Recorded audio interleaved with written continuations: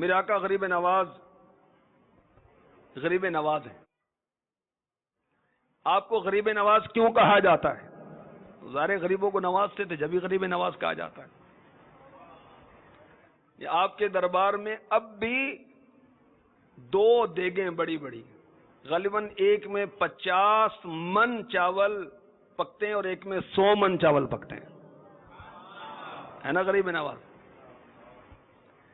اور غریبوں سے آپ کو بہت محبت تھی، ان کے لیے سراپا شفقت تھے. آپ ان سے محبت کرتے، ان کی ضرورتیں پوری کرتے، اور اپنے عقیدت مندوں کو بھی غریب نواز رحمت اللہ تعالی علیہ غریب نوازی کا ارشاد فرماتے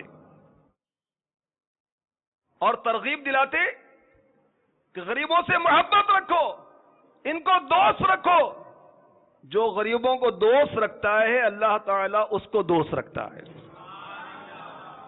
تو غریبوں پر بہت بہت بہت بہت شفقت کرنے کی بنا پر آپ مشہور ہو گئے غریب نواز. سبحان اللہ. آپ کی سخاوت کا عالم یہ تھا. ایک بزرگ کہتے ہیں میں ایک مدت تک آپ کی خدمت میں رہا مگر میں نے کبھی کسی سائل یا فقیر کو آپ کے در سے محروم جاتے نہیں دیکھا.